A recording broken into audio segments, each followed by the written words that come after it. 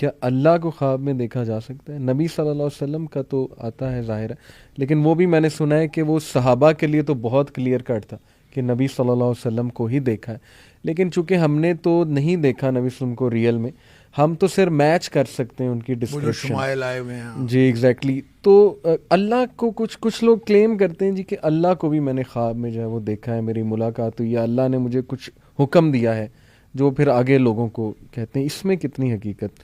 دیکھیں بالکل ہو سکتا ہے، لیکن اللہ تعالیٰ نظر آنا جی. یہ کوئی ضروری نہیں ہے، ایک بات.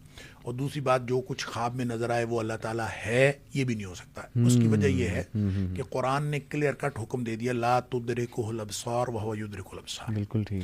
اس کو آنکھیں پا نہیں سکتی.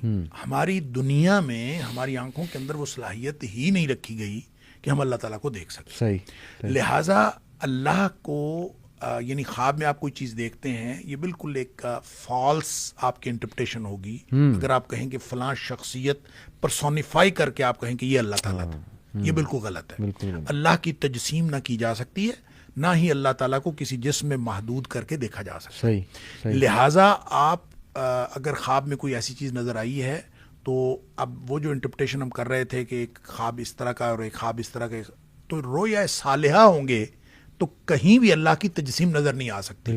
یہ ہمیں یقین رکھنا چاہیے، کیونکہ بنیاد قرآن ہے، خواب نہیں بنیاد. صحیح. تو قرآن نے جب یہ بات کہہ دی تو ہم خواب کو قرآن کے مطابق انٹرپریٹ کریں گے، نہ کہ قرآن کو خواب کے مطابق. لہذا خواب میں کسی شخص کو اللہ تعالیٰ جسمانی طور پر نظر آ بھی جائے تو اس کا مطلب اس نے غلط دیکھا ہے. صحیح. نبی کریم صلی اللہ علیہ وآلہ وسلم نے یہی بتایا. حضرت عائشہ صدیقہ رضی اللہ تعالیٰ عنہ فرماتی ہیں، جو شخص کہے کہ نبی کریم صلی اللہ علیہ وسلم نے اپنی جسمانی آنکھوں کے ساتھ اللہ کو دیکھا، وہ جھوٹ بولتا ہے.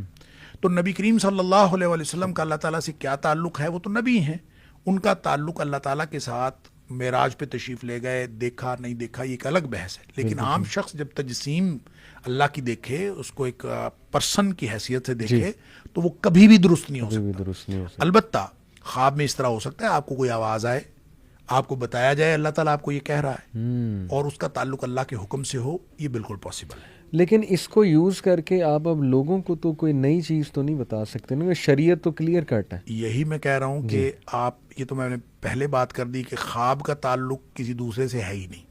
خواب کا پرسنل تعلق آپ میرے کا. اپنے سے، زبردست. وہ میرے اپنے سے تعلق ہے. اگر اللہ تعالیٰ نے کوئی حکم مجھے خواب میں دیا بھی تو میرے لیے ہے، وہی تھوڑی اب آنی ہے، وہی کا سلسلہ بند ہو گیا. صحیح بات. لہٰذا وہ جو بشرا ہے یا جو مبشرات جو نبی پاک صلی اللہ علیہ وسلم میں، وہی کا سلسلہ بند ہو گیا، نبوت ختم ہو گئی، رسالت منقطع ہو گئی، لیکن مبشرات باقی ہیں.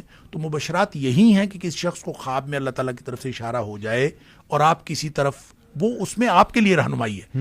وہ کوئی کلیکٹیو وزڈم نہیں آپ کو مل گئی کہ آپ ساری دنیا پر امپلیمنٹ کر دیں کہ اب جو مجھے خواب آ گیا ہے. خواب تو حضرت یہ تو بالکل حدیث نفس ہو سکتا ہے. آپ شخص، آپ کی اپنی ایک ایکسپیرینس ہو سکتا ہے، اس ایکسپیرینس کا تعلق آپ کے ساتھ ہے.